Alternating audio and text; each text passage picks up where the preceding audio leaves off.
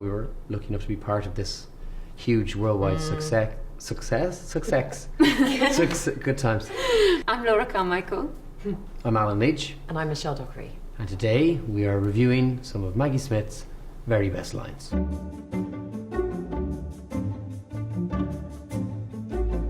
Your quarrel is with my daughter Rosamond, not me. So put that in your pipe and smoke it. But that's a classic. It's Maggie a classic line. Maggie. It's like things that you read on the page that you wouldn't think would be that funny, but when she does it, it's hilarious. They all check to make sure that the lines are also relevant to the time period. Mm-hmm. It's a zinger. It's a zinger. Every time.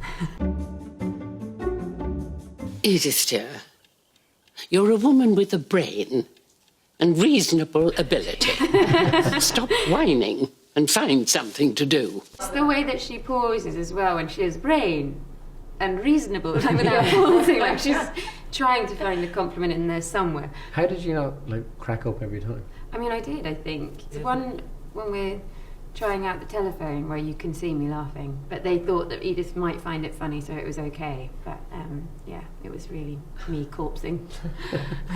Because they are quite serious a lot of the time. It takes the smallest facial movement to know that we've lost it, you know. So if there's a moment where I can see Michelle in Mary's face, you know. Or I find it's the intakes of breath, especially in the scene where you're like, because you're just trying to stop, and then the minute someone else hears that, they're gone. Yeah. Does Maggie ever break?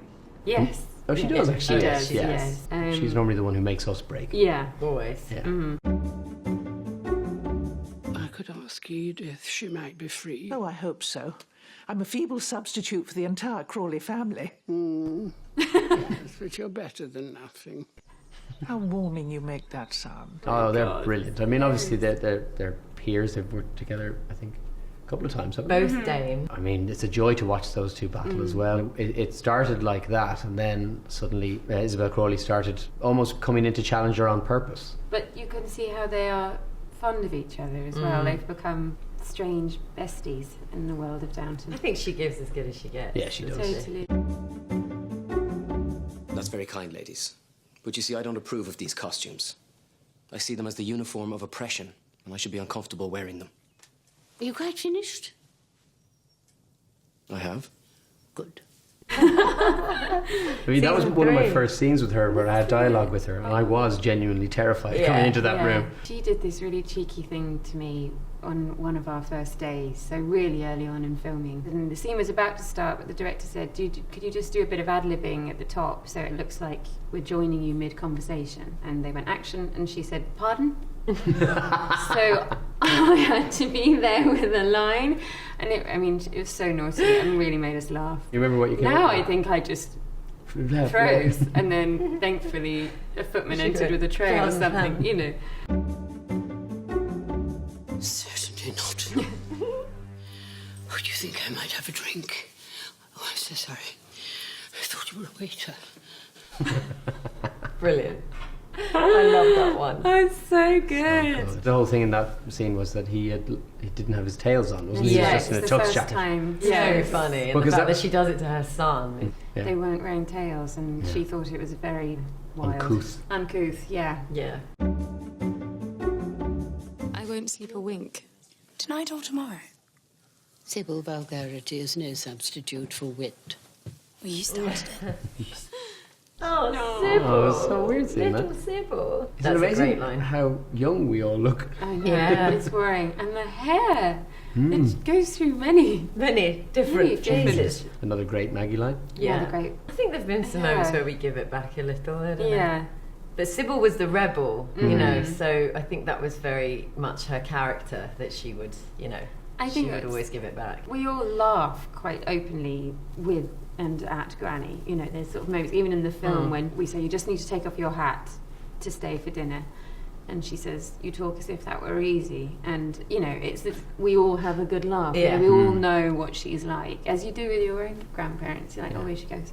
Yeah. So I think they're all a bit like that with Violet. But he doesn't drive. So I told her I could do it. Oh, What? I said I could drive the tractor. Edith, You are a lady, not Toad of Toad Hall. Well, I'm doing it. In Wind in the Willows, the character Toad, who is a sort of over-the-top frog toad, he has a Toad of Toad Hall. He's a sort of posh toad who at one point in the books takes up driving and drives very erratically. And is very erratic and goes poop poop and crashes the car a lot. So That's the reference. That's what she was accusing Edith of being. It's just that look as well that Maggie gives as the Dowager Countess. It's so withering. You are quite wonderful the way you see room for improvement wherever you look. I never knew such reforming zeal. I take that as a compliment. I must have said it wrong. I mean, Mary doesn't really laugh and smile all that much, especially in those days. Although that day was hilarious. Do you remember that day? It was very funny, the flower show. There was all of these things being judged, sort of flowers and what was the biggest vegetable and things. And there was some Jam. eclairs. Oh, yes. That got all sweaty. And I said, isn't it funny how they get all shiny? And Penelope said, yes, darling, it's because they're nervous. They know they're being judged. Lots of silly things that day. We were very mean to each other in that I said something to you like... About my hat. About something about those shoes and that hat, or something, that dress and that hat. I mean, we were vicious to each other in that first series. Yeah. Vicious. There's no logic in it. Oh, no, but if I were to search for logic, I should not look for it among the English upper class.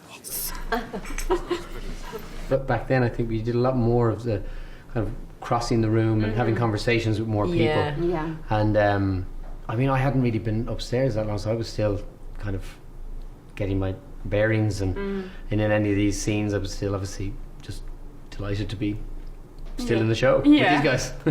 I like it when she does those lines, though, where she finds it funny. Yeah. And she makes herself laugh.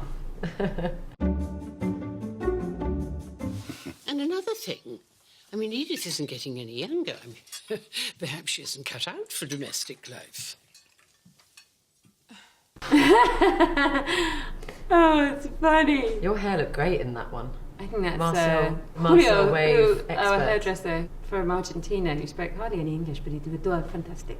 Marcel Wave. And they used to always say, you know, Julio, it's time. He'd be like, yes, I know. Yes, I know. Yes, I know. But then he would just thumbs. continue. He wouldn't care. He'd be like, yes, I know. That was very funny. I loved doing that because the relationship with Edith and Violet, you know, she sort of pulled her through a lot of that time when she was a bit depressed. But even when she was being encouraging, it still came out like an insult. That niggle that the Dowager does is often to try and push someone on to try something. Yeah. Rather, so it's almost encouragement, but in a very backhanded way. Yeah.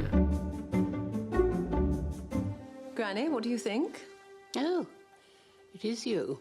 I thought it was a man wearing your clothes. It was funny because the year before, I cut my own hair into a bob, hoping that Julian would just let me have my own hair and, you know, Mary have a bob. And he said, oh, no, it's too soon. So then I had to have a wig to make it look longer. And then eventually I grew my hair, and then he said, now we're ready for the bob. And I love it that in the film, it kind of follows suit, so everybody's getting bobs, you know. Thanks for watching. Hope you enjoyed it.